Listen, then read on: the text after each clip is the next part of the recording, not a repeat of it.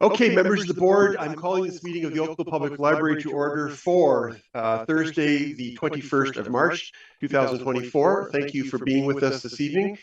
Before we get into our meeting, I want to read our territorial acknowledgement, and that goes as follows. The Oakville Public Library is situated on the Treaty Number 14 and Treaty Number 22 treaty lands and territory of the Mississaugas of the Credit First Nation and the traditional territory of the Huron-Wendat and the Haudenosaunee. Oakville is currently home to many First Nations, Inuit, and Métis people. Regardless of where we come from, we are all interconnected through the land that we live on, the water that we use, and the air that we breathe. We are committed to a continuous learning journey and allyship. We seek to elevate Indigenous voices and lived experiences to cultivate reconciliation in Oakville. Okay. Madam Committee Clerk, are there any regrets this evening? Yes, Mr. Chairman. Regrets from Councillor Chisholm and Andrew Cashman may be a few minutes joining. Yes, I heard that. Thank you for that. Members of the board, are there any declarations of pecuniary interest to declare at this time? I am not seeing these, so we'll move on. Members of the board, you were circulated the minutes of the previous meeting of the board. Both the confidential meeting, closed session minutes, as well as the public session minutes. Is there anybody wishing to give me a motion with respect to those minutes at this time? Rebecca is moving them, seconded by Bill. Thank you. You're doing both the public and confidential minutes, I assume? Yes. Thank you. Thank you. Any errors, omissions, or any discussion about the minutes? See none, all in favor of the approval of the minutes as circulated. Thank you, that's carried. Members of the board, we have two confidential items, consent items. 5.1, which is the Oakville Public Library Board Key Agenda Items Report, and the action is to receive, and the other one is the Health and Safety Report, and again, the action is to receive. Does anybody wish to separate either of those? Rebecca, your hand's still up. Are you wanting to separate one of those? No, and sorry, I just wanted, it didn't say unraised hand, it just said raised hand still, but I saw that and I was like, am I giving a high five to everyone? Because I haven't seen this for so longer. Yeah. Continue. Well, high five is perfectly acceptable. High five, everyone. They're always in order. That's right. Anybody wish to separate? Thanks, Bill. There's no separation, so I'll look for motion to approve the recommendation, which is receipt on both those items. Can I get a mover, please? Thank you, Roderick. And thank you, Meredith. All in favor? Those are received. We do not have any confidential consent items, although we do have confidential discussion items, which we'll deal with later. And our discussion items start with 7.1, and that is the presentation from the Oakville Community Foundation. And I did see Wendy. Oh, there she is. Hello. She's in the Brady Bunch. Welcome. Thank you very much. I'm joined today by our Director of Finance, Lori Armitage, and Fred Pinto, who's the chair of the Investment Committee. He's also a board member. And I'm just going to do a little introduction about the Community Foundation, which I'm assuming that Bill could also do because he's a past board chair, but I will just give a little overview about us and then hand it over to Lori, who will talk about the relationship between OPL and OCF and the investment components of that, and then Fred will be talking in detail about our investment strategy and results. So just to flip over to the next page, you'll see that the Community Foundation is one of over 200 community foundations in Canada. The number has been growing. Can we turn the page, please, on the slide? There we go. And most recently, Iqaluit is the newest member of the Community Foundations of Canada, and together we hold over $6 billion in assets. And we all follow different models. So we have a saying in the Community Foundation movement, which is, if you've seen one community foundation, you've seen one community foundation. So moving forward, you'll see that we are now 30 years old. But we are very young for a community foundation. If we can turn the page, please. The oldest community foundation in Canada was started in 1921. And the youngest one is started over 3 years ago. So you'll see our board is represented in the top left-hand corner, and I think Fred's somewhere in the back row. The staff team is on the right-hand side, and there's a really good-looking group of people down on the left-hand side accepting their 20-year fund award. And you might know the Hendersons, who were the winners of our very first inaugural Family Volunteer Cup. So a little bit about the Community Foundation strategic plan, which is on the next slide. We're in the midst of our 4-year plan. I think that'll come up shortly. I know how difficult it is to sometimes get it to work in virtual. And I appreciate the person pressing the button. So the Community Foundation sees its mission as leaving no one behind in the community. And our purpose is to build a community through philanthropy. And we have a number of outward-facing objectives and strategic plan items that are aligned to the Sustainable Development Goals, as well as a number of operational goals. And in terms of our outward-facing goals, they're really focused on community, educational, and economic opportunities, as well as diversity. And you're probably familiar with a few of our initiatives around these, the Community Resiliency Fund. Under the economic and education goals, we are now running one of the largest student award hubs in Canada, which is surprising to me because we've managed to bring a number of awards together. There's over 1,100 students on our awards hub right now looking for bursaries and scholarships. And finally, our equity and diversity, which we take very seriously, as I know you do as well, because you're partners with us in the Dubwayman project. Our community is becoming very diverse. Every year that we're here, we're seeing greater diversity, and it's something that we're all responding to. And finally, our operational goals. You may have noticed we've been lowering our fees. I'm the daughter of a small businessman. I think it's so important to continue on that journey to make ourselves competitive with the other offerings out there. And similarly, we're becoming, we want to be an employer of choice and be a service that is the #1 local philanthropic solutions provider. So now I'm going to share this presentation back to Lori Armitage, who is our longest serving employee, Director of Finance. Our relationship with you has been 25 years, and I think Lori's been around for at least half of that. So there's no one better here to talk about it. So I'm going to pass that off to her. Thank you. Thank you, Wendy. Thanks for having us here tonight. If you could just switch to the next page, that would be great. So yeah, as Wendy mentioned, 25 years of partnerships. We are currently 30 years old, and you've been with us for 25 of those 30 years. So that's a great partnership we've had. It all started out in 1998 with the opening of the first Oakville Public Library Endowment Fund. Since then, there's been 2 more funds open. One is the Burkett Family Fund.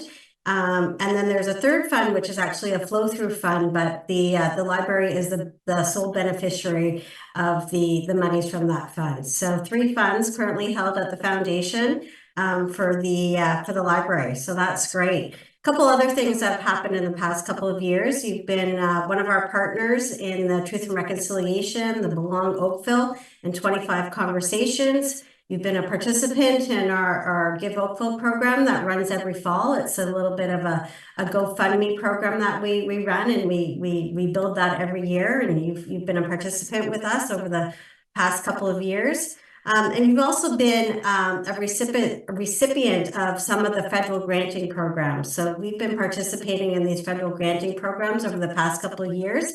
And the Oakville has been able to get some grants through those programs, through the Canadian Healthy Communities Initiative, through the Community Service Recovery Fund, and also from the Gender Equality. So lots of partnership there, bringing dollars back to the library from us. So foundation support over the years so this is money not related to your fund, just other dollars that have flown from our foundation to you. So as mentioned, some of those federal granting programs have been about $50,000 over the past couple of years, and other support coming from our fund holders has been about $150,000 over these past 25 years. So looking at the chart down on the bottom right, your current balances with the 3 funds held at the foundation are $1.3 million. So quite a good number there. If you could flip to the next page, please. So this chart I love to show. This is a chart that shows over the last 25 years what the funds have done. So over the last 25 years, $1 million have been invested with the foundation. 300,000 have gone out the door, but yet still you have 1.3 million left at the foundation. So that's about a $600,000 growth that you've gained over those past 25 years. So I love this visual. It's just a great way to show how the model works and how you're able to benefit from being part of the foundation. If you can flip to the next slide, please. I think at this point, I'm going to pass you over to Fred. So Fred Pinto has been a volunteer, one of our board members and on our investment committee since 2018. Just last year in June, he's was elected or is now serving as our chair of our investment committee. So he's here to share a little bit more about our current investments and our investment manager. Great. Thanks so much, Lori. And thank you very much for allowing us to have this presentation. And it is my first presentation. As Lori says, I am a rookie investment chair. I have been on the board of the Oakville Community Foundation for about 6 years, and I've been in the asset and wealth management industry in Canada for about 25 years plus. My most recent role and my role right now is as CEO of the CFA Society of Toronto with about 11,000 members in the Greater Toronto area. So I'm happy to present to you some information on our investment committee. I'll then talk a little bit about our investment manager, Fiera Capital, and then I'll transition into a couple of areas that I believe are very impactful, not just from the foundation's perspective, but also from an investment perspective, talking about responsible investing in ESG, and then also our impact investments in the local community. If you can flip to the next slide, that would be great. So the investment committee, roughly 6 individuals, you can see them there. There is no shortage of investment people in Oakville, which is probably a cliche. And so we've been very fortunate to be able to attract a fairly strong lineup of investment professionals, all of whom have extensive experience in and around the investment sector. And what's really unique about our investment committee is that each of the individuals comes from a different perspective. So we've got folks who have corporate experience, large company experience, those who have institutional investment management experience, and then those who come from a private wealth arena. So I believe that that encompasses a number of different areas, each of whom is bringing something to the table. Each of our investment professionals, as I mentioned, I'm a CEO of the CFA Society. Each of them have a CFA or a Chartered Financial Analyst designation.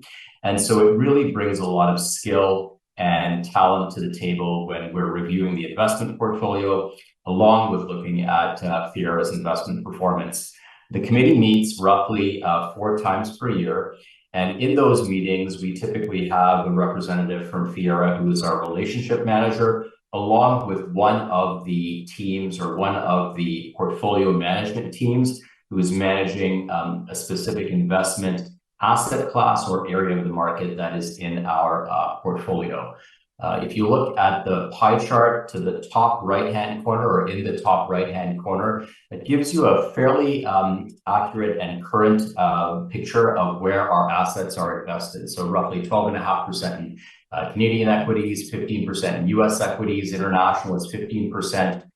Traditional income, which would be primarily fixed income oriented investments, that's around 15%. And then we've also invested roughly 43% or almost half of the portfolio in what we consider to be non-traditional or alternative investments. Many of these are private market investments that, given their complementarity to the public markets, really act as an increased return opportunity. Over the course of the last 2 to 3 years, that has been one of the benefits that we've had investing with Fiera, is that they can access, given their size, and I'll talk about them in a second, a lot of these unique strategies, many of which aren't typically part of a foundation or a portfolio our size, But if you look at some of the large endowments and foundations, not just in Canada, but in the US, and primarily I'm thinking about some of the large US college endowments, they would typically have these types of investments. So that gives us a real return advantage, and at the same time allows us to have all of these various investment pools under the management of one manager. Let me go to that next slide and talk a little bit about Fiera. So Fiera is our investment manager or asset manager. They are a publicly traded firm. Their headquarters are in Montreal, roughly about $160 billion worth of assets under management. As I mentioned, over the last few years, they've been making a push into the private market area, and their strategy is kind of unique. Instead of looking at necessarily homegrown talent, what they will do is they will look to bring on seasoned investment teams in each of these various asset classes and bring them into the Fiera fold. The one advantage that you get there is you get deep expertise from individuals and teams who've been managing, say, private equity, private debt, infrastructure, real estate, and they're coming into a large asset manager, which basically allows them to scale up their business, worry about the investments, and then Fiera Capital would take care of all of the infrastructure or operational items like their finance, their back office, et cetera. So it's been a very successful model for Fiera as an investment manager. If you look at the middle of that slide, you will see the gross portfolio returns at the end of December 31st.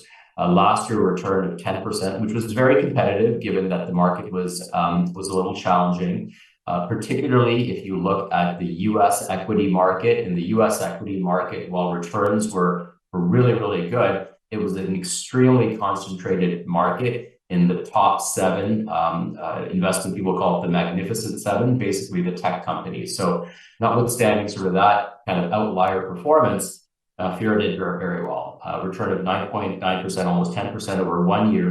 And then over a 3- and 5-year period, they've actually been in the top quartile compared to their peer group managers, according to 2 surveys, the GMR survey, as well as the Mercer survey as of December 2023. Let me stop there and see if there are any questions about either our investment committee or Fiera before I go into the next couple of slides. Not seeing any hands. I think you can proceed. Great. Oh, hold on a second. Hold on a second. Kelso has a question for you. Yes. 3 short questions. You mentioned the non-traditional investments being a large portion of portfolio. What kind of risk is involved with those types of investments? It's a great question. It's a great question. So there is risk. I would be misrepresenting them if I said that there wasn't any risk. The advantage there is that you're getting asset classes that complement very well some of the public equity markets that we have. So we've got Canadian equities, U.S. equities, and fixed income. When you put together, and Fiera has a very extensive and deep macro team or asset allocation team, when you combine those private market investments with some of the public market investments, you're actually getting the benefit of diversification, but you're also getting the benefit of risk reduction, because those asset classes, I'm going to use some investment terms here, are non-correlated or lower correlated to public markets. So there is risk. I would be misrepresenting if I said that there's not risk. If we were to go kind of 100% in the portfolio, which we wouldn't, because that's not prudent and that's not pragmatic, there would be substantial risk because some of those asset classes tend to be more longer term in nature, and that would be a little bit, I would say, aggressive. The other advantage is because our foundation has an indefinite time horizon, right? We're not looking at winding up the foundation over a 3 or a 5-year period. We're able to withstand some of the shorter term risk that there are with some of those asset classes. But given the asset class and given the mixture of asset classes that we have, roughly 55% public and 45% private, I think that's a good blend to minimize that risk profile. So it sounds like it's less risk than equity markets and maybe a higher risk than bond markets, something like that. For sure, yeah, that's a fair point. And I would say it's a fair point, and it allows us to generate returns that we've seen over here, which is 9.9, 10% absolute return, which you in a normal bond market you wouldn't normally be getting. We haven't had a normal bond market over the last couple of years. Thank you. My second question is, so here on the slide, we have the average annual rate of return for Fiera. Do you know what the average annual rate of return is for our portfolio in the last 20 years? I don't have that number. Lori, you showed the cumulative value there. Do you have the actual return, the portfolio cumulative return? I do have that. I don't have it right at my hand. I can get it to you, but I believe it's 8.9 or 8.15% over 20 years. That's fantastic. I'll have to get back and confirm that number for you, but it's around 8.5, I believe, over the last 20 years. That's great. Thank you very much. And my last question is, what's the administration fee percentage for Fiera? Go ahead, Lori. Yeah, it's about 60 basis points. So what we do is we take the fees that Fiera charges and we flow it directly right through to the fund holders based on their proportionate amount that they're invested in the actual portfolio. So last year for 2020. Lori just froze there for a second. Sorry, look, Lori, I think you just froze there for a second. Sorry, excuse me. Yeah, 60 basis points last year. Thank you very much. Those are my questions. Thank you. Great, and that's coming up on a slide that Lori will take over shortly. Okay, no more questions. Please proceed. Great, thank you so much. So one of the attractive things, next slide, please. One of the attractive things of consolidating our investments and our portfolio with Fiera is they are emerging as a very strong manager who has a core capability in ESG or responsible investing. I'm going to say, for those of you that haven't been sort of paying attention to this market, ESG stands for environmental, social, and governance. Perhaps in the US, it has somewhat of a negative connotation, but I'll sort of spare and save the political comments for now. It really is a sound investment process. Lots of institutions, lots of large pension funds, including the Canada Pension Fund, the Ontario Teachers Pension Fund, have been instituting an ESG framework or a responsible investing framework for well over 10 or 15 years. Fiera Capital is actually emerging as one of the leaders in Canada in this space. And what that allows us to do is that allows us to participate really as an owner of those securities or those holdings that we have. Fiera votes all their proxies in the spring, which is now, although it doesn't feel like that outside today, is proxy season. And so you will notice that a lot of managers will submit proxies to large organizations on a variety of different topics, like board governance, compensation, the environment obviously is a big one, as well as labor policies and things like that. Fiera is also a signatory of the UN Principles of Responsible Investment. They're a member of the Canadian Coalition of Good Governance. And through our commitment with Fiera, we're also a participant in the Canadian philanthropy commitment on climate change. So I would say when we started our journey with Fiera a few years ago, we had some questions, to be honest, in terms of how they were approaching responsible investing and whether they were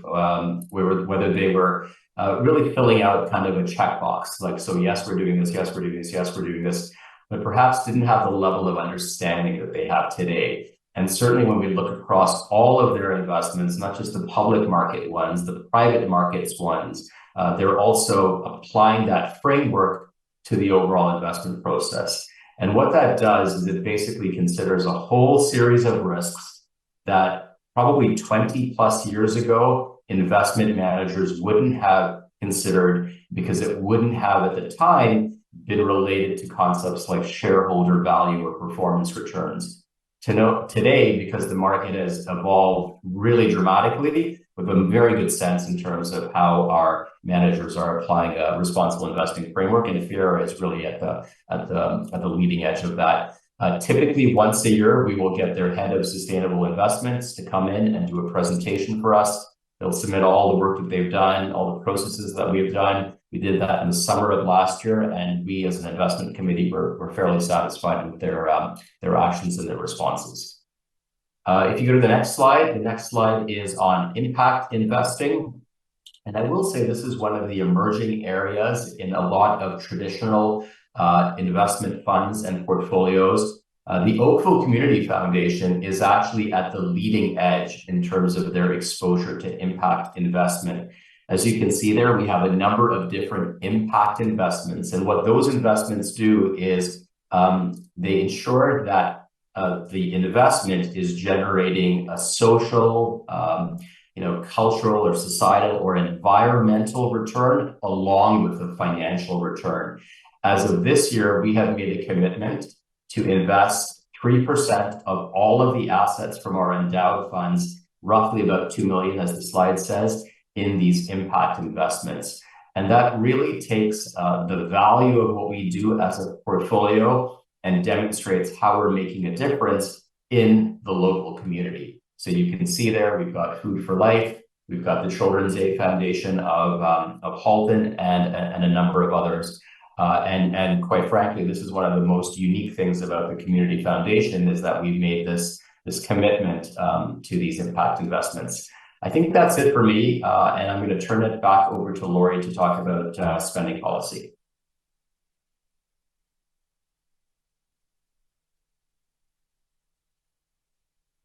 And that's the next slide. If you can flip to the next slide, thank you. So spending policy, what is a spending policy? Spending policy is our policy that determines what we charge for being part of our funds. So the spending policy is reviewed annually by the Finance Audit and Risk Committee.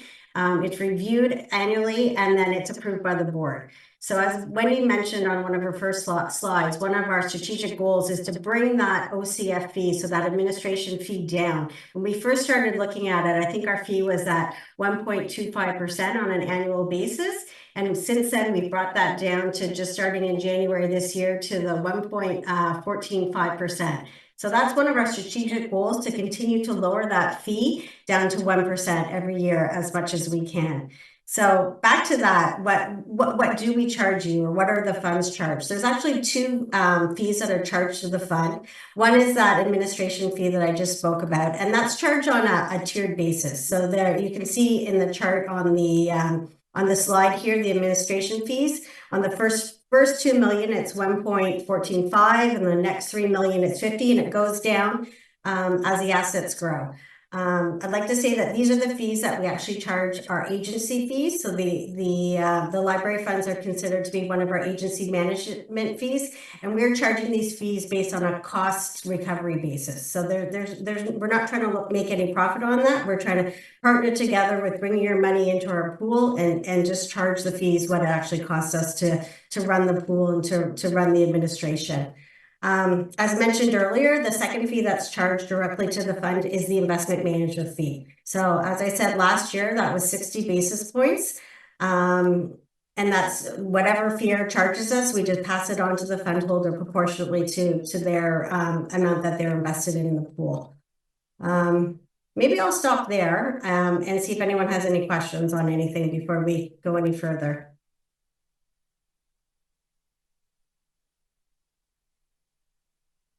I think you're on mute. Board members, just want to remind everybody there's a presentation screen, so it's hard for the chair or for others to see. If you're waving frantically, please use your hand up button if you have questions. Not seeing any. Okay, move on. Okay, great. So we're coming closer to the end of the presentation. If you could just move on to the next slide. So the foundation team and board of directors. So who are we? So if we flip down to the next page, we'll have a picture of who our current board of directors are. So annually at our AGM, which this year I believe is on June 6th, it's actually going to be a virtual AGM this year. Any new directors are, voted in to the board. So they serve, I believe it's a 3-year term. And these are our current board of directors. We got a great group of people that help oversee the foundation. And then on the next page, we actually have the staff, if you want to move. So we are a small but mighty staff. We are 11 people, but we make up only 9.4 FTE. We have a couple of part-time employees on here. So this is us. And then if you want to move down to the next slide, just have a couple of key dates coming up. We've already passed some of the first two, so the February 5th and the February 28th and the March 2nd events. But coming up on April 22nd, Earth Day, we have the launch of our climate report. On May 30th, we are celebrating our 30th anniversary with a tree planting event. So our intention is to plant 300 trees, and we welcome anyone to come out and join us in the tree planting. As mentioned before, our AGM is on June 6th, and that's going to be a Zoom webinar this year. And then we have our Give Oakville campaign that starts on Friday, November 15th.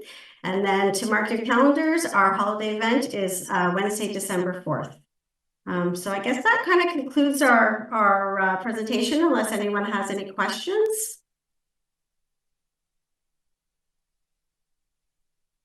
I think you are question free. Excellent. Well, please feel free to reach out to myself or anyone else if you think of something after the fact. We'd be happy to get back to you. Great. Thank you, Lori, Fred. I think there's one question. Yep. Late comer there. Meredith, you have the floor. Thank you. Sorry, just squeezing in a quick question. I'm not sure if this is a question for the Oakville Community Foundation or for the library. I noticed that the OPL wasn't involved in Give Oakville every year, just a couple of years in the last little while. And I was wondering if there was a reason behind that, because it sounds like a great opportunity. I can respond to that. It's up to OPL to decide whether or not it wants to participate. As long as it's a local charity within Oakville, we open the doors to anybody who wants to participate. But that's at your staff's discretion. Okay, and there's a communication as far as when the application is open? Oh, yes. There's lots of communication going out, and it's very simple to apply. We're just looking for some basic information, and if there's just historical information that people have used before, we're happy to use it again. So we try and make it as easy as possible to use, and always welcome Tara and the team to apply. I think that happens mid-summer, I'm going to say, when those applications go out. Yeah. And I can speak to, I mean, we tend to try and identify projects that we think would really work with the Give Oakville process, and it's a large variety of community organizations that participate in it. So we don't necessarily want to go in it for every year unless we're in it for a particular project that we're looking to fundraising for, aware that there are a lot of really great organizations in the community also looking for funding. That being said, that this year we'll have to explore again about potentially the digitization or one of the other projects that we have ongoing might be a good fit for this year. So we do kind of every year, we kind of look at what we have going on, what are the projects that we have, and where it would make sense to avail ourselves of the Give Oakville process. Well, you just read my mind, because I was going to suggest that we might want to look at the digitization project. That's a project obviously near and dear to the board's hearts, and I think that it would be something with the community be really interested in preserving our history of this great town. So thank you, Lori, Wendy, and Fred, for your presentations tonight. Thanks for taking care of our money. We appreciate it very much. And Our pleasure. I'll look for a motion to receive the presentation today. Thank you, Celso. Thank you, Bill. All in favor? Oh, I'm sorry. I'm going to stop because I saw a hand go up. Avis. Everybody's really slow on the uptick tonight. Did you have a question, Avis? Oh, you were just No, I was just putting oh, thank you. Putting a motion or not. Thank you. Last chance for questions or comments. All in favor? That's carried. Thank you very much, folks. Appreciate the presentation. Thank you. Bye-bye. Thanks, Wendy. We're going to meet to 7.2. We're going to move to 7.2. This is the audit governance review, and this is based on a request made by the board on November 16th. Tara, do you have comments? No, I'm just going to hand it right over to Jade. Thank you. Thank you, Chair, and good evening, members of the committee. If I could ask actually that the presentation come up. Perfect. Thank you. I'm happy to be here tonight as a follow-up to the board meeting in November, where we received the request to walk through the role of the board with respect to the audit function and financial reporting function in general. I put together a quick agenda. Sorry, if I could ask you to change to the next slide. And so I have an agenda here to organize the various topics that I'll be talking about this evening, starting with the municipal overview of the audit process, and then looking at the purpose of audit committees and the different risks and financial reporting oversight items. I then wanted to take a few minutes to speak to library-specific items as they relate to the financial statements. Next slide, please. So in terms of the municipal overview, the annual audit is a requirement under the Municipal Act, and the financial statements are presented using public sector accounting standards. So once the library statements are completed, they are consolidated into the Town of Oakville statements, along with 7 other entities, such as the local business improvements areas, as well as Oakville Hydro, to name a few. And although it's a requirement under the Municipal Act, the audit serves several purposes, including ensuring financial accountability, mitigating the potential of fraud or mismanagement of funds, and then overall providing transparency to both taxpayers and donors on the investment side. And audits also help identify improvement from a financial control standpoint. And so as management, I really don't look at them as a necessary evil. To me, it's a third-party opinion that reaffirms information that has come to the board throughout the year.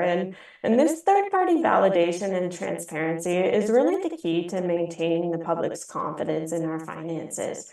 And so for you as the board, I do hope that you see more value in the audit than just an annual compliance item, because it really should help confirm information that you're hearing and basing financial decisions on throughout the year. Next slide, please. So in terms of the purpose of audit committees, so in your situation, the board acts as an audit committee with respect to financial reporting, and the board provides oversight on managing risks, the quality and integrity of reporting, and compliance with laws and regulations.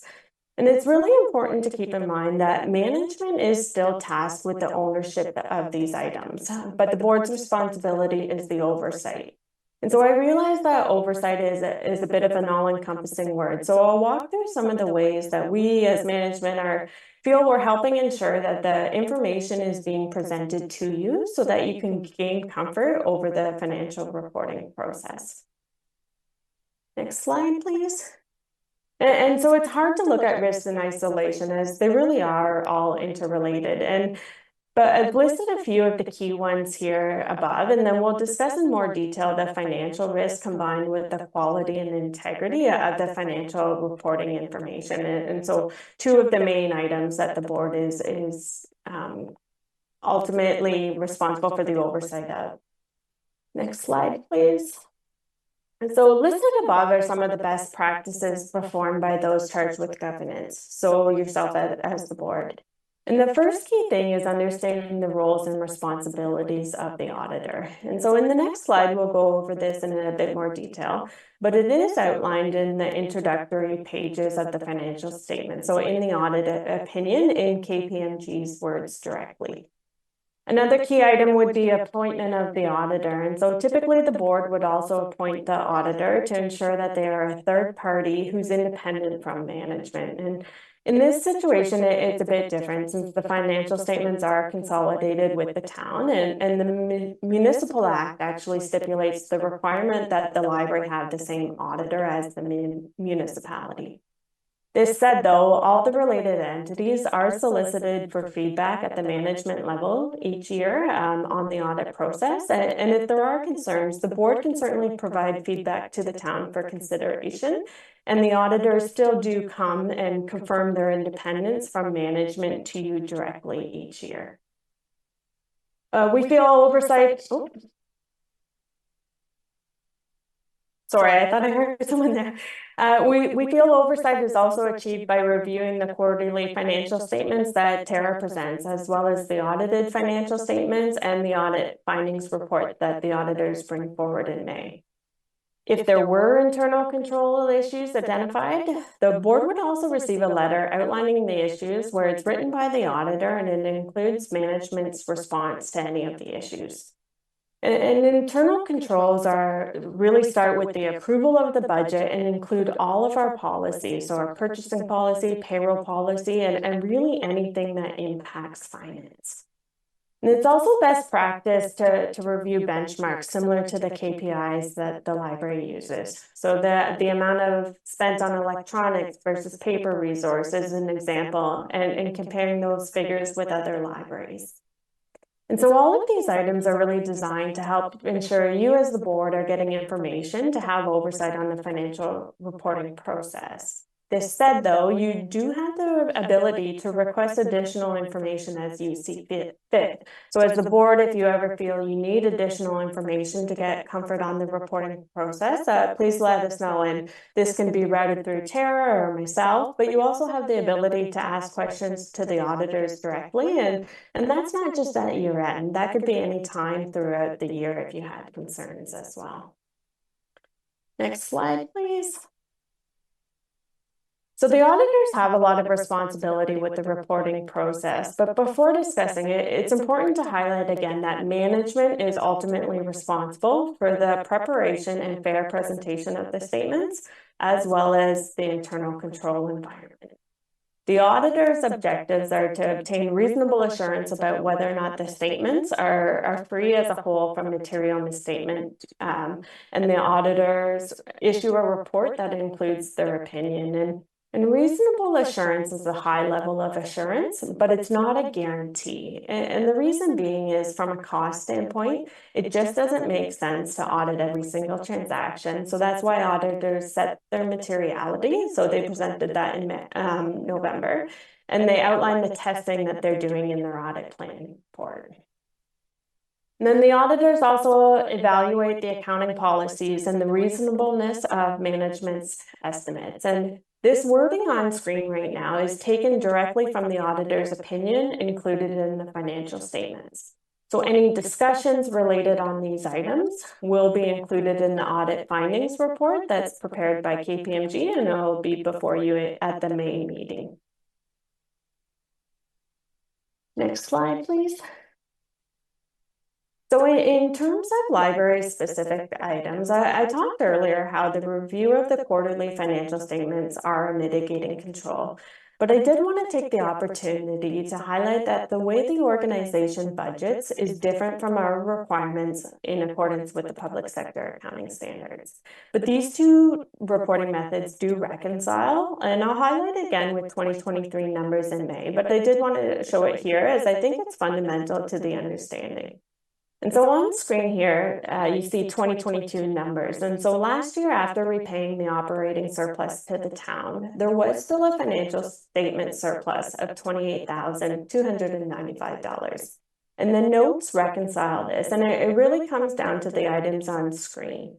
So for budget purposes, the library treats its acquisition of its collection as an expense in the year it was purchased. But for accounting purposes, we set up the purchase as an asset and then we amortize it over its useful life. So we're on the accounting side, we're really trying to recognize the cost in the year the asset was used. Similarly, for accounting purposes on the statements, we also need to show any change in employee future benefit costs, which is a non-cash item, so it's not budgeted. So on the accounting side, again, we're trying to measure the expense when it was incurred. So if I work for the library for 30 years and might be entitled to benefits when I retire, we expense that cost in those years that I work and became eligible for the future benefit. But for budgeting purposes, we're including that in the budget when I'm retired and true cash changes hands between the benefit provider and the library. So there is a timing difference, again, between the two methods. And then the last two items in the reconciliation relate to the surplus. So at the end of the year, any surplus that is repaid to the town directly relates to operating surplus. And any change in the Development Reserve Fund or the Oakville Community Reserve Fund is not repaid, as it's library specific and it didn't come from taxpayers' funds. So this too needs to be on the reconciliation to get down to the zero, and how the budget after the surplus is repaid aligns to the financial statements. And so both the budget process and the financial reporting process serve a purpose. So on the budget side, it's key to understand the true cash impact in order to levy the appropriate amount. But from the financial reporting standpoint, it's really following the standards and measuring the cost in the year it was incurred, rather than when cash changes hands. And again, I'll highlight this in May with the 2023 numbers, but I did want to take the opportunity to highlight it again now, because I think it's important to understand how the two methods are connected and reconciled with the audited statements. Next slide, please. So the last item I wanted to talk about were the investments. And so when the financial statements are presented in May, you will see that the investments have continued to be held at cost, even though this year there is some flexibility under the accounting standards because of the new standard implemented. And this decision was made based on consistency with the town's reporting for all of the consolidated entities, as well as reporting feedback we received from other municipalities. So the auditors will likely speak to the appropriateness of this decision, but at a high level, until the gains and losses are realized, it was felt that the impacts of the swings in the market, it didn't make sense to bring to the financial statements each year. This said, though, the fair market value will continue to be disclosed in the notes to the financial statements, so that this figure is available to you as well as the public from an investment review standpoint. So this concludes what I'd like to say on the governance side of the financial statements, and hopefully this was useful and helps provide a bit more clarity on the board's oversight role with regards to financial reporting. And the auditors will speak to management and accounting policies, management estimates, and any deficiencies in internal controls identified, as well as provide an opinion on the financial statements themselves in May. At this time, is there anything I can help with clarifying? And keep in mind, this isn't a one-time question, so please feel free to request additional information throughout the year as well as you see fit. Thanks, Jade. I have one question. Years ago on the library, this is probably 10 years ago at minimum, maybe longer, I actually asked our auditors for a document that they provided, and it was a guidebook to the roles and responsibilities of an audit committee. We, in fact, are the audit committee for the library, and I'm wondering if you might be able to reach out to the auditors on our behalf and see if they have that document, because I think we may have changed auditors since that time. I don't remember, but if you could see if that would be such a document available, just so that board members can, on their own time, take some time to actually better synthesize their responsibilities as an audit committee member. Yeah, for sure I can. And in the audit report, the audit findings report, KPMG does put links to a number of these resources. Yeah. The one thing I would keep in mind is all boards interact a bit different depending on the risk of the organization. And so some of the comments included in those resources, you'll need to take into account that they might be speaking to a publicly traded company, things like that as well. Yeah. But yeah, I'll make sure to highlight the links to that in May. That'd be fantastic. Thank you so much. Members of the board, any questions for Jade? Okay, Meredith, you have the floor. Thank you, Jade. That was a really great presentation. I just want, one of your comments was about financial benchmarks. And so I just wanted to clarify. So the auditors that has been chosen for us by the town, so they would have access to similar library organizations to be able to benchmark some of our key financial numbers too. Sorry, I do think there was a bit of a misunderstanding there. When I was talking about the KPIs, I meant in terms of management having KPIs for that. The auditors don't necessarily do the comparison themselves. If there's specific ones we can look at that you're interested in, we certainly can look to see if they have resources available. But the KPIs that I know that you have someone setting the budget, they're included in the budget book and other times throughout the year as well. But those come from management and not from the auditors directly. I can see if they have any information from others though. Great, thank you. Thanks, Meredith. Anything further for Jade? Rod? Yes, Jade, I noticed in one of the slides it says the library's financial statements are consolidated into the town's financial statements. But at the back of the town's financial statement, there would be still a appendix or whatever with the library's segregated statement as part of that overall town statement, would there not? So the library issues standalone audited statements, but in terms of the consolidation with the town, they are embedded within the town statements.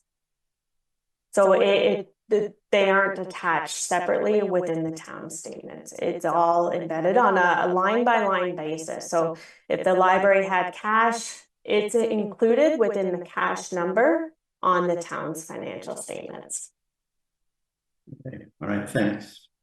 Thanks, Rod. Anything further? Can I get a motion to receive the report, please? Thank you, Meredith. Thank you, Rebecca. All in favor? That's carried. Andrew, are you prepared to chair for like 5 minutes? Absolutely.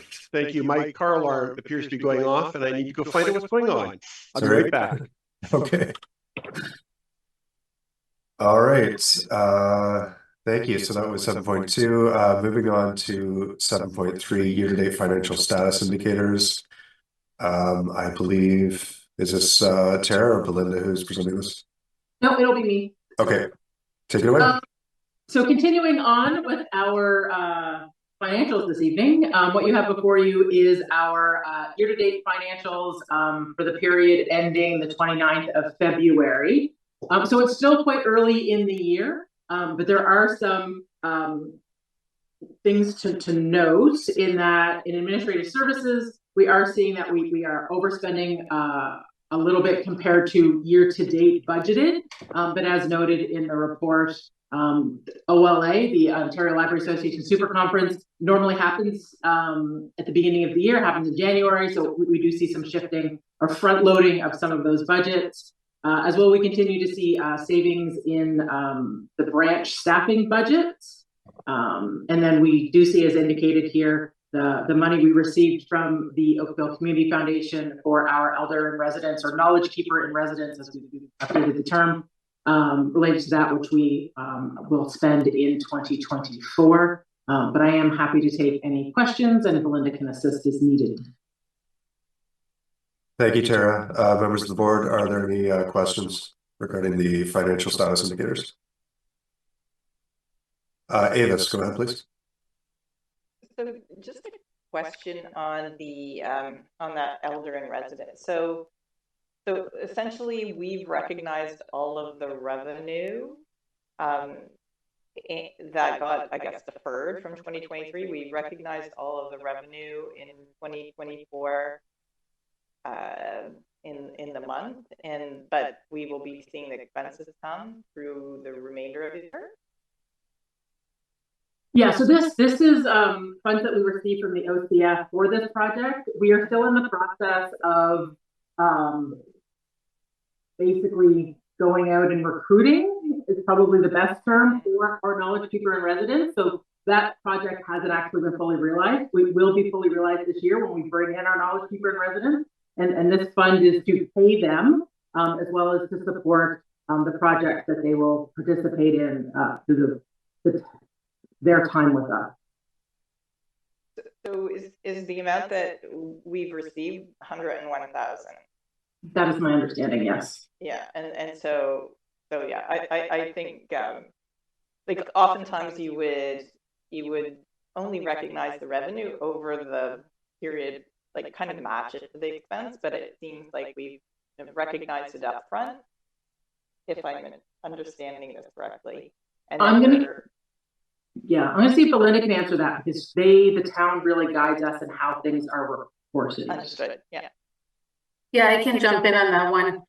What we did was the revenue was rolled over it was received in 2023, it was a little more than that, and there were a few expenses in 2023, around $3,000. I think what was received was about 105,000, but because we have a fiscal year, we just roll that money right into the fiscal year. So we assume then that the expenses will be incurred over the fiscal year. So that's why it's sitting there and it's ready to be used, and it will be drawn down. And then if it wasn't fully used by the end of 2024, we would roll it over again. So we don't put it on the balance sheet. We just keep it in the regular, I guess we would say on our income statement essentially. So that's the difference here. It's really just semantics. Okay, I'm used to when something is deferred, it would hit the balance sheet, but you're saying it just goes. Correct. I think I understand. So there's kind of an unevenness of you're going to have the revenue impact up front, and then see the expenses come through the year. Absolutely, that's exactly right. Yeah. Okay, thank you. Okay. No problem. Was that everything for you, Avis? Yes. Excellent, thanks. Rod, you're next. Sure. I'm referring to Appendix A, the nice chart there. It gives us a lot of information. Is the second column year-to-date actuals by program area? Should that be February 2023 at the top? And it says right now it says February 2022, and I would have thought we were comparing to the previous, not 2 years ago at this point. Yeah, that would be my expectation, eh, Belinda? Yeah, correct. What page are you looking at? Appendix A, a part of this year-to-date financial status. It's the charts, Belinda. It's on page 31 of the actual package or the appendix of that report. Right, I'm looking at it right now. Should it be 2024, like 2024 actuals versus budget? Yeah, that's what it is, exactly. Yep. Oh, okay. So it should say. So it should be the second, says 2024 year-to-date budget, and then it should be February 2024 year-to-date actuals. Yeah, so that. Okay, all right, okay. Oh, yes, sorry, my bad. I just noticed that. I didn't even, thank you for catching that. I will make sure that is fixed. Thank you. Okay, good catch, Rob. Anything else for you? Rod, are you finished? Oh, yeah, yes. Okay, perfect. All right, Meredith. Just a quick question about the savings under the personnel services. It's quite a big gap, and apologies if you said it, Tara, already, but is that savings as a result of staffing gaps, or is that more of a result of a timing issue with the collective bargaining? It isn't impacted by the collective bargaining. It is gapping essentially as positions become vacant and then people move, and then it's the backfilling of it. I can't speak at the top of my head about exactly what positions those are, but it's directly related just to movement and gapping. Okay, it seems like a pretty big variance for so early in the year. Like, is that like an issue of lots of vacant positions, and is that, is there implications from those staffing gaps? I'm not aware of us dealing with a larger than normal vacancy issue, but I can definitely look into it and get back to the board. Okay, and lastly, Bill. Yeah, I don't have an issue with the numbers. I was just thinking though that if somebody was to see this Appendix A without seeing the financial status indicators, I was just thinking it might be helpful if the labels here might be a little more informative. So they're costs, but I mean it doesn't really. If somebody just came off the street, for instance, and said, "Oh, February 2024 year-to-date actuals to program area," I don't know. It doesn't really explain what it is to me. I know it's kind of, maybe it's just me, but when I was going through it, I was like, oh, yeah, right, okay. And I thought, oh, maybe the labels could be a little better. But anyway. So when you talk about labels, what labels? Oh, just what it is. That doesn't really explain to me what that chart is actually saying.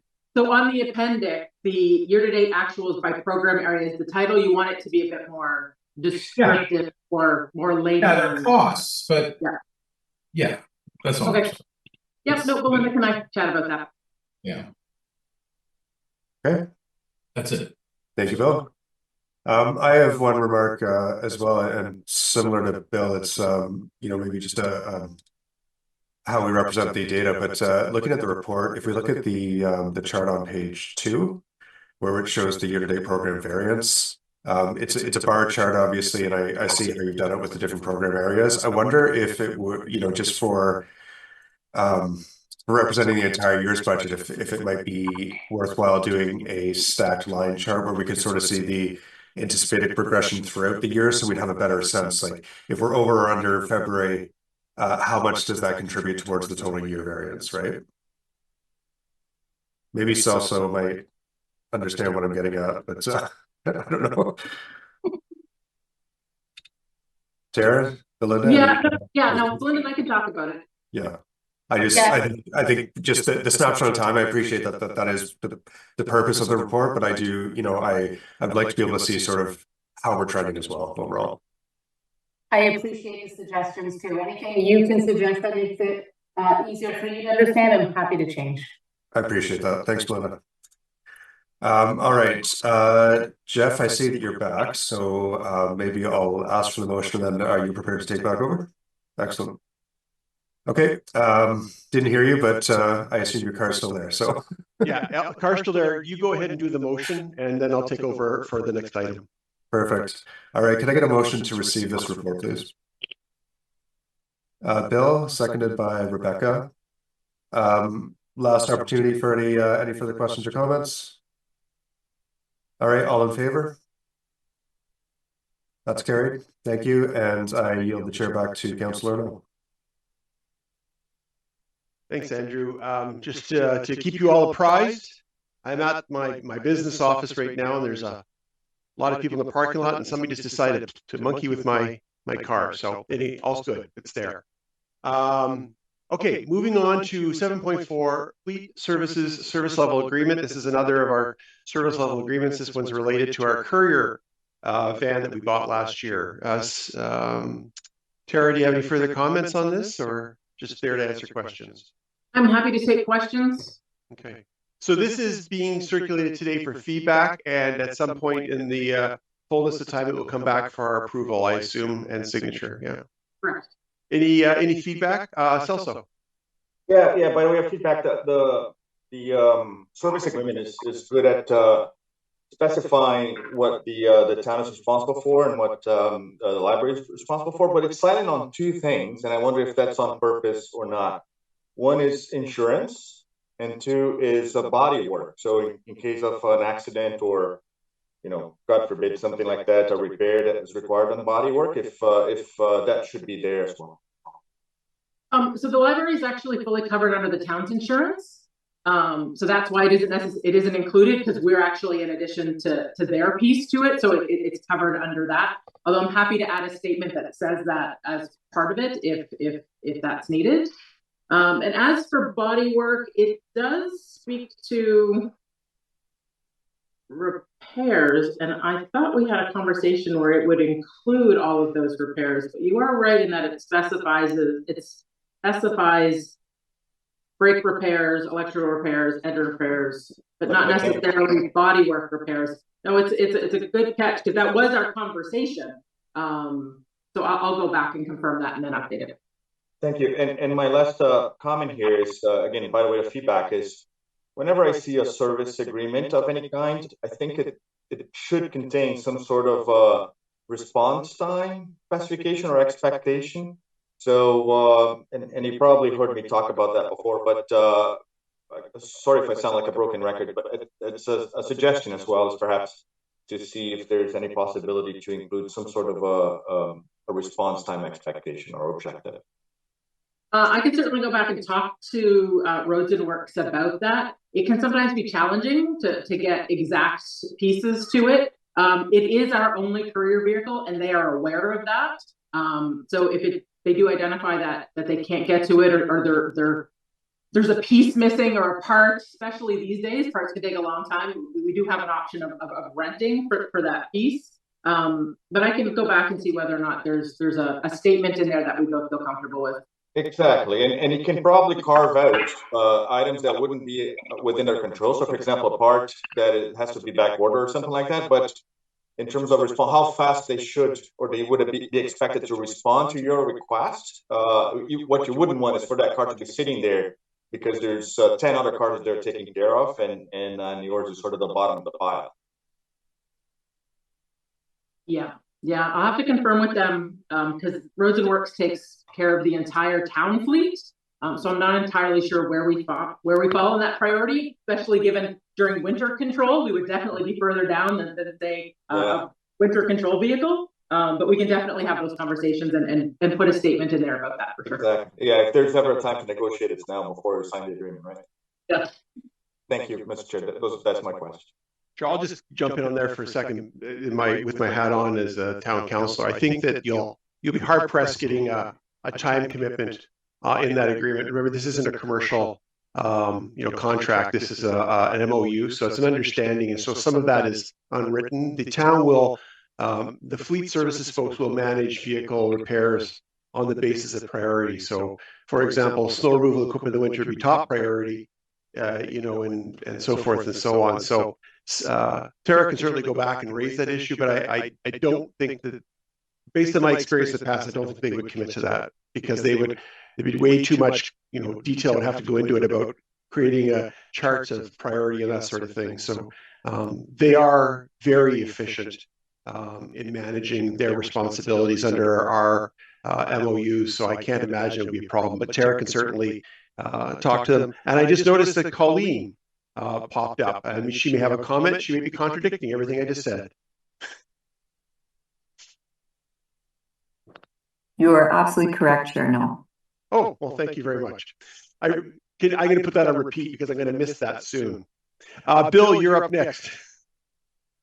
Yeah. First of all, I saw the truck today, and it's a beauty. So I was very impressed. It looks very substantial. Anyway, this may not be a perfect time to bring this up, but this service level agreement, bringing it in-house versus the way we were doing it before, and is there a sort of a net? What's the net result of that to the library? I was just wondering, like, are we winning or losing, or is this a good thing for us, or what? In terms of costing, it equals out because we did have to bring staff in-house. We didn't have to ask for extra money to do that. The purchase of the vehicle was a capital request, and so that was an initial setup cost. What it does allow us is to create our own schedules and our own flexibility. Right. And so before we were at a little bit of the whim of the contractor and when they delivered. So he would do 2 runs. But those 2 runs would be back to back starting around 5:30 in the morning. We've shifted that, and now we do 2 runs. We do 1 in the morning and 1 in the afternoon, which actually means that things get around the system much faster, and there's a faster return for people to get their holds for items that are moving between branches to be delivered. So it gives us a lot more flexibility. It also gives us opportunity to take over. So one of the things that the courier are doing besides just delivering books between is they're also taking over the tasks of the OPL express locations. So when we originally introduced them, these were managed by staff at branches having to get in their cars, drive to the different OPL express locations and manage it. But now because it's in-house, we're allowed a lot more flexibility. And so we're actually just finalizing the switching over from branches being responsible for the OPL Express locations to our courier drivers to be able to do that, which then allows the staff to stay in the branch and really do their primary function. And the couriers are out and about anyway, so it just makes a lot of sense for them to take that over. It also provides capacity for us as we continue to expand the OPL Express locations without adversely impacting branches. Okay, good answer. Thank you. Thanks, Bill. Is there further comment or question on this MOU? Seeing none, can I get a motion to, I believe it's just to receive? I believe is the action. I just need to look at this here. Yes, it is just for receive for feedback this month. I think I already said that and already forgot. Can I get a motion to receive, please? Thank you, Andrew. Thank you, Avis. All in favor? That's carried. Thank you very much. 7.5, human resources policies. Tara? Yeah, so the board will remember that we brought these 3 policies to the board in February. The board had no comment on the time, at, and away from work policy and the professional development and educational assistance policy. So they remain, and we're looking for approval for all of them, but those remain unchanged from February. What you will see is an updated recruitment policy that we have taken and matched with the equity, diversity, equity, and inclusion strategic framework as was requested to better bring in the work that we did last year and we will continue to do this year into defining it more directly into the actual recruitment policy. So you will see that. Additionally, I will mention that we did further research related to the police record check. You'll note that Halton Hills actually does this exact process. So we had some time talking with them about what that was like. We did take a look at, as questions came up last month about the criminal record check and the vulnerable sector screening. We do take care to make sure that when we identify positions that require that added vulnerable sector screening, that there really is needed. We're talking about our frontline programmers, they're working directly with children or really vulnerable populations, and that the criminal record check is used for the remainder of the staff. This comes into particularly into effect when, as was mentioned, using potentially a third-party service. A third-party service won't do a vulnerable sector. And so that's the added challenge for us. And we strongly feel that doing some of them one way and some of it another would be a little bit of an internal nightmare in terms of having to manage what's coming in through here, what's coming in through there. So the way we're looking to approach it is we're going to implement the procedure. We're going to look to not overwhelm the police departments in these various areas by asking for 140 different updates all at once.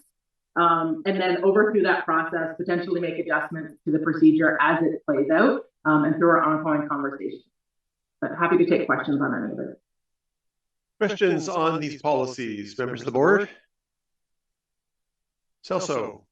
Yeah, just a quick question on a professional development policy. I understand that we've already gone through the feedback process, so this is just out of curiosity. It states that the library supports employees in that regard, and it's subject to budget and in accordance to established procedures. Is there a written procedure on how an employee can submit an application, and who approves, and so on and so forth? There is, yes. Okay, thank you. Further comments or questions? Seeing none, on behalf of the police board, I just want to say thank you for the additional revenue. And can I get a motion to approve the policies as presented?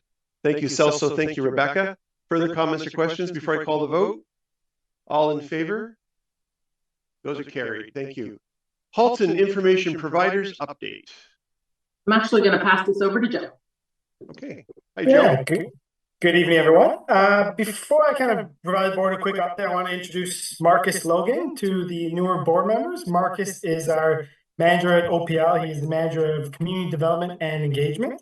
One of the pieces in his portfolio is HIP. Now, before I pass over the board for questions, I'll give the board kind of a quick kind of two-minute overview of HIP again, just to remind the board that, I mean, OPL leads the HIP joint venture and manages the Halton Community Service Directory, which is hipinfo.ca, together with the different municipalities within Halton. That's, I mean, Burlington, Halton Hills, Milton Public Library, and the Halton Resource Connection. Last year, we've had great growth from 2022, so we've increased their usage by about 42% last year. It's still getting up there to close to pre-pandemic numbers, but great growth. The group has taken on a few major projects, which is the integration and the merger between, to help lead with Inform Ontario and Inform Canada. We're also working on a new MOU with the region to essentially provide an internal service catalog to the HAPE database. So there's a lot going on within this specific team. So with Marcus here with me as the leader within this group, I'd like to pass over to the board to see if there's any questions regarding the report. Any questions for Joe or Marcus? I'm not seeing you. So I think that was a well-received report. So thank you for that. Can I get a motion to receive the report, please? Thank you, Rod. Seconded by Andrew. Last chance for comments or questions before I call the vote. All in favor? That's received. Thank you, Joe. And Marcus, who we can't see. Okay, 7.7, CEO update. Just wait for the slides to come up. Okay.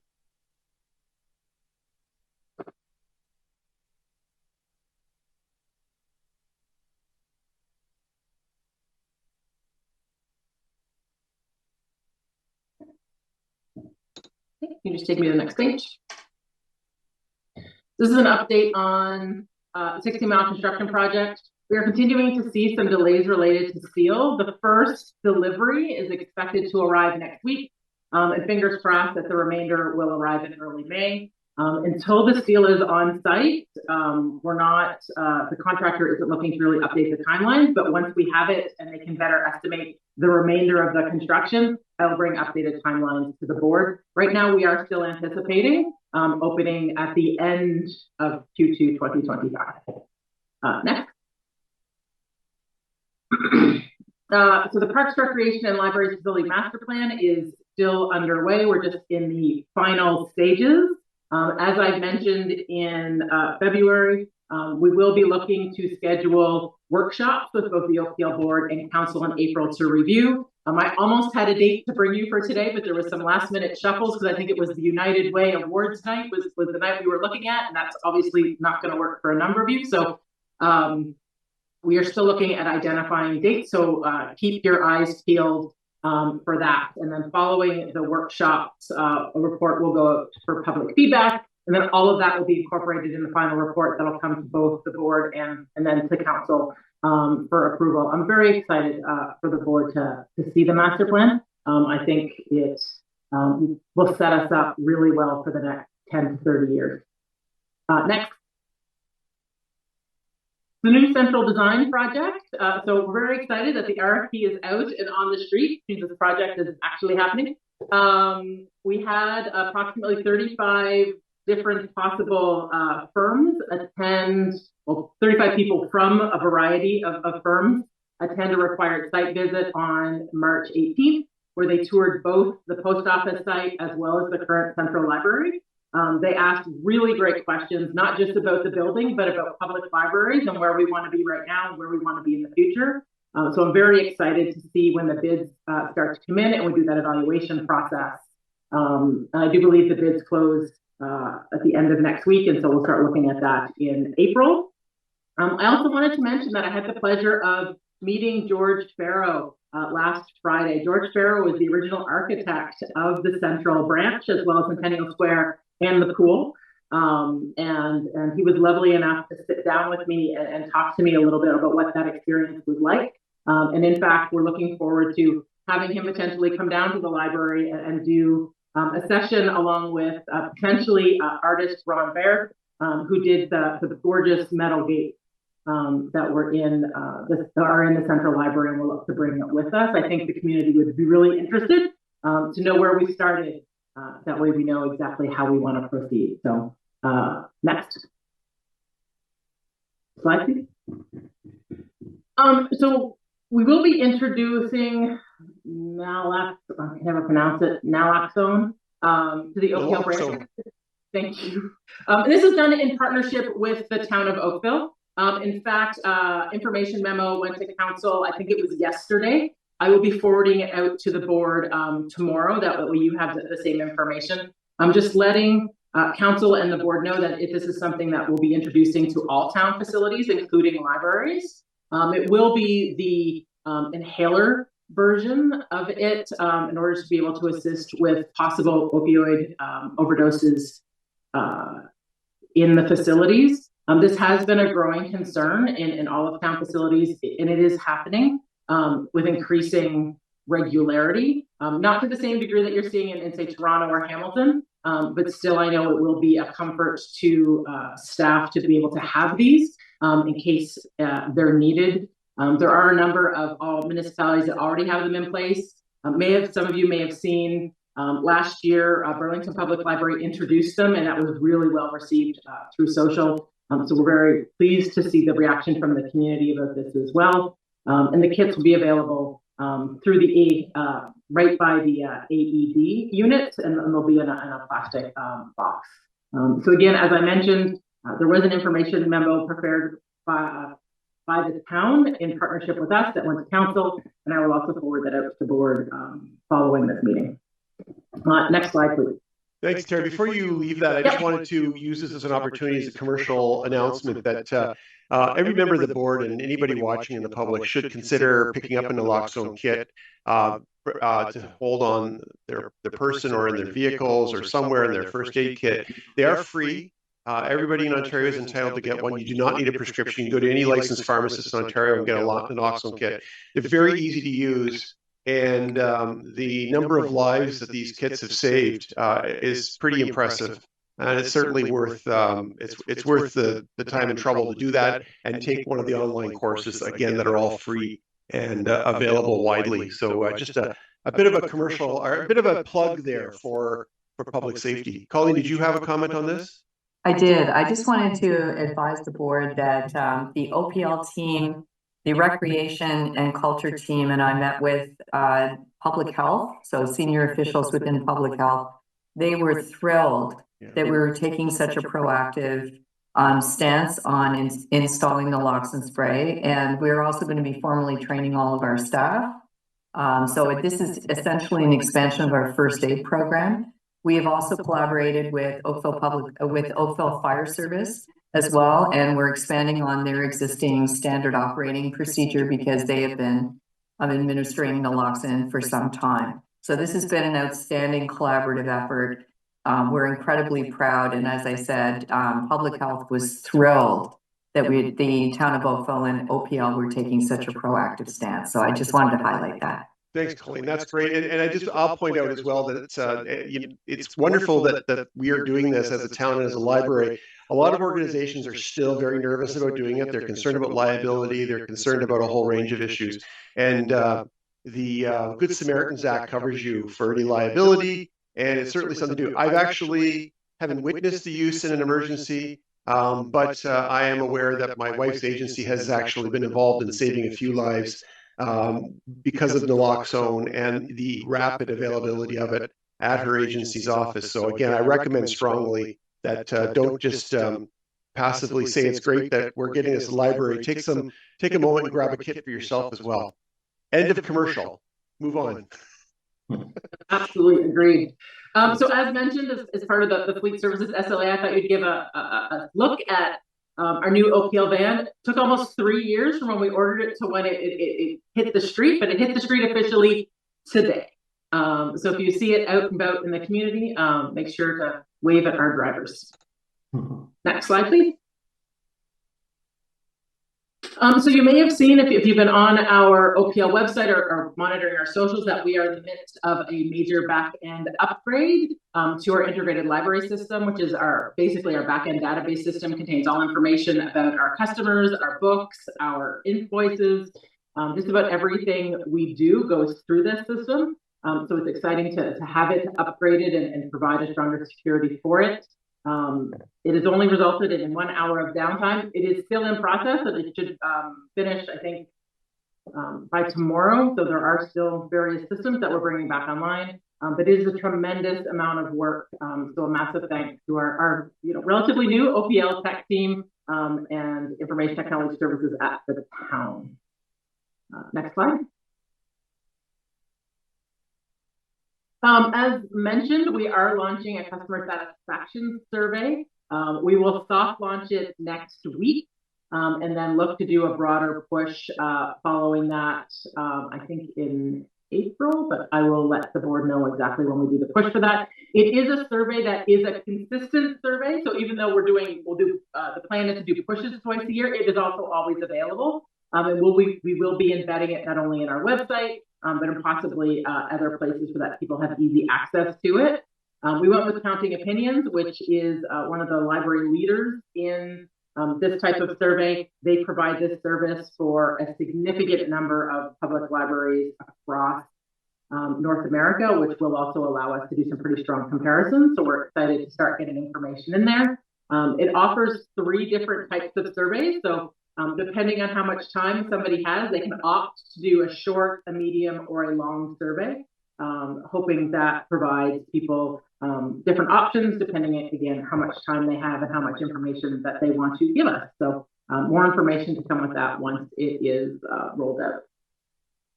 Next slide, please.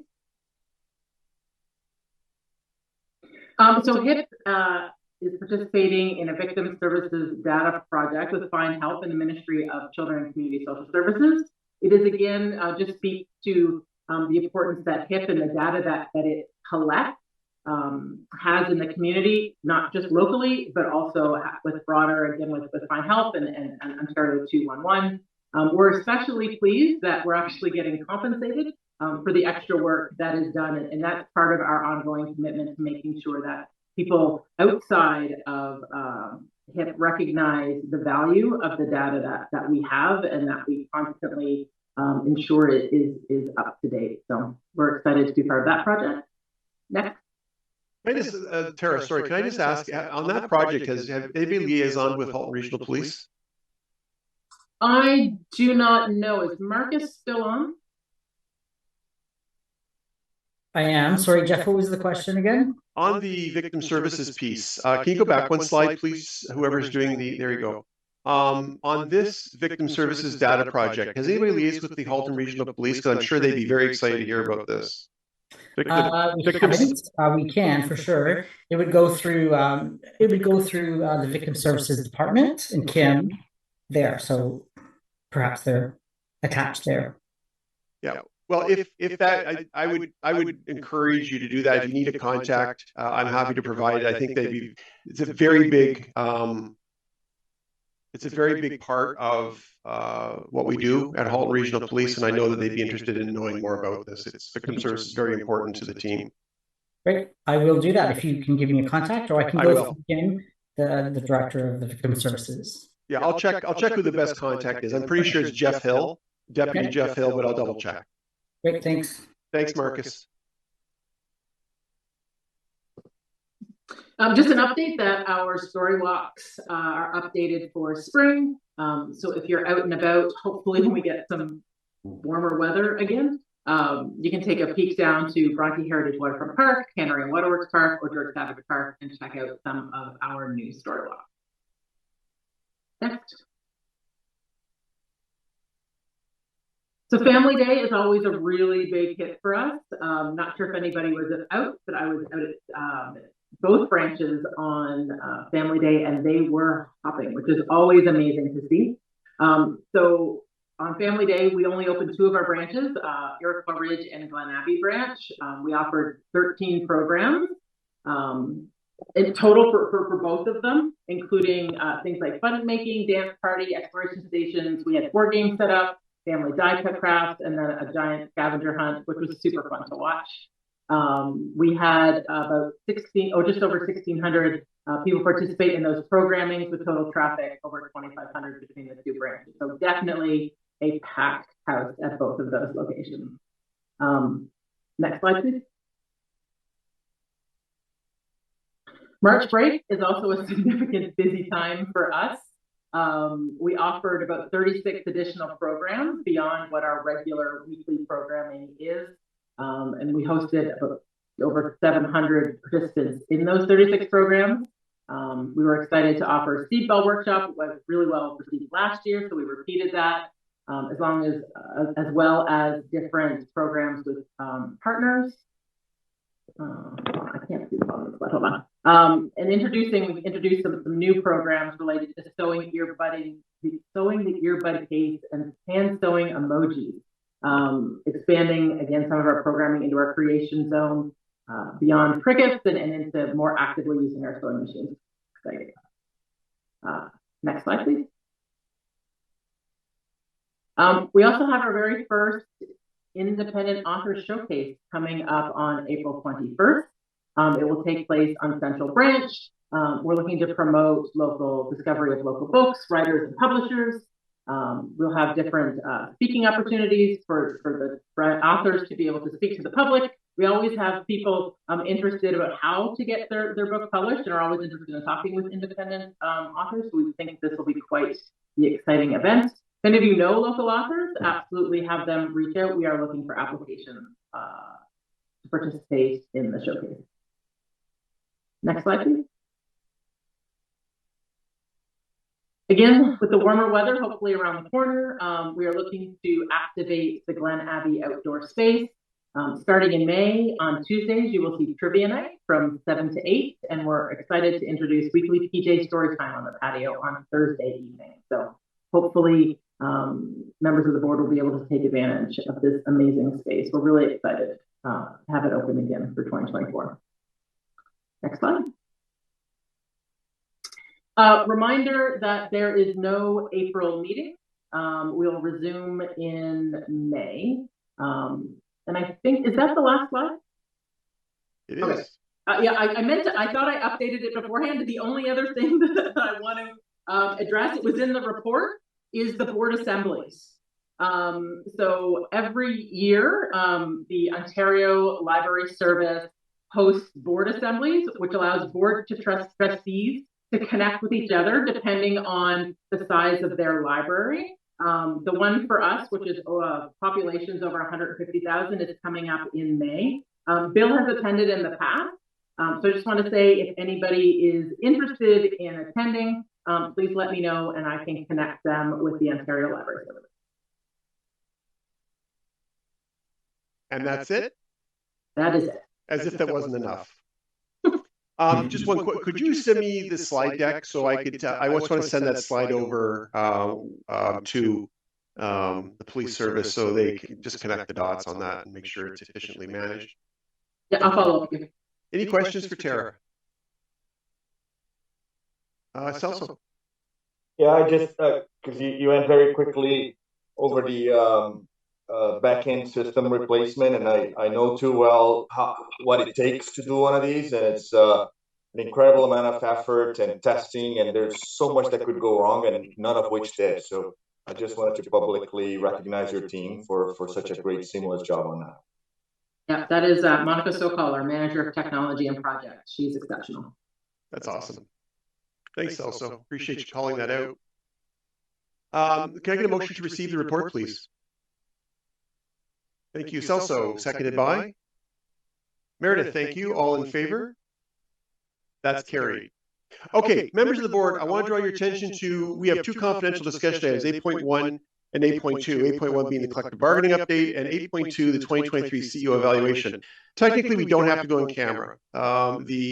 The collective bargaining doesn't require action. It's simply information. The information is contained in the memo. And the CEO evaluation, you all participated in it. You've had a chance to read it.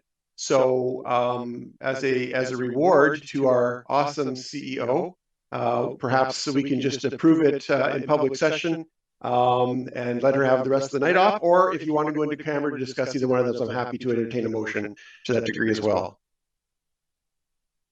Not seeing any hands going up. Would somebody like to approve or move the motions contained in the confidential section? Rebecca and Meredith, any further discussions, comments, questions? All in favor? That's carried. Okay, members of the board, we come to the point of new business. And I have some sad new business to report that, and as I announced last month, we are about to say goodbye to our friend and our champion of the library system, Colleen Bell, is retiring effective tomorrow. And she is spending her retirement eve with us. So we should be greatly honored by that. But I just want to say a couple words that Colleen has been an absolute star as it comes to the library. Some of you know, not all of you. I think Bill may know, but not everybody knows about the rocky road that the library went through several years back. And it was due to Colleen's intervention and ingenuity and frankly brilliance that she was able to help us pull this thing back together. And it's been running like a well-oiled machine ever since. She was involved in getting us reorganized, convincing me to become chair of the board, and most importantly, she led the CEO recruitment and found us, well, she was already working for us at the time, but basically encouraged us strongly to hire Tara to become our CEO, which is probably one of the best decisions we've made as a group in a long time. Colleen has been an absolute gem to work with at the town. I mean, I've worked with a lot of people over the 24 years I've served on council, but very few have risen to the standard that Colleen has done. I attended her retirement party. It was yesterday, wasn't it? Was it yesterday? A day before yesterday. See, my days are all blurring. Tuesday, they're all blurring. And hearing the tributes to Colleen and the attendance at this meeting, you'd think that it was a rock star concert. Like it was pretty impressive. Her team are absolutely infatuated with her, and I know that they're all going to have to go through PTSD treatments following her departure tomorrow. And I know that I'm going to have to do the same, so I'll be joining them because it's the town's not going to be the same without Colleen. She's had a fantastic career in public service, working for the city of Toronto.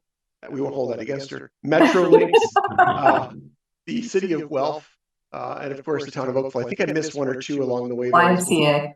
YMCA, I knew that was a big one too. That was an important one. And she has left a trail of excellent feedback from everybody.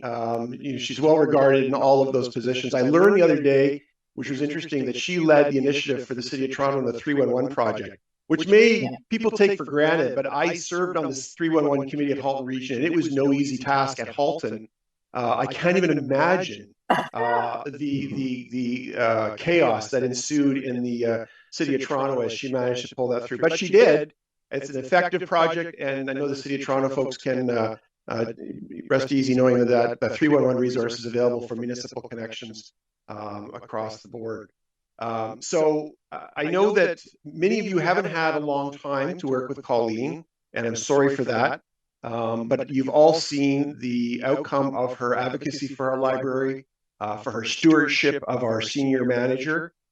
She's been a huge resource to Tara. She's been a friend to libraries, and I know I'm going to miss her dearly. But we're going to stay in touch with social media, and maybe we'll get her to come out to Oakville and volunteer or do something that continues her love of our community, even though she doesn't live here yet. Oh dear. Yeah.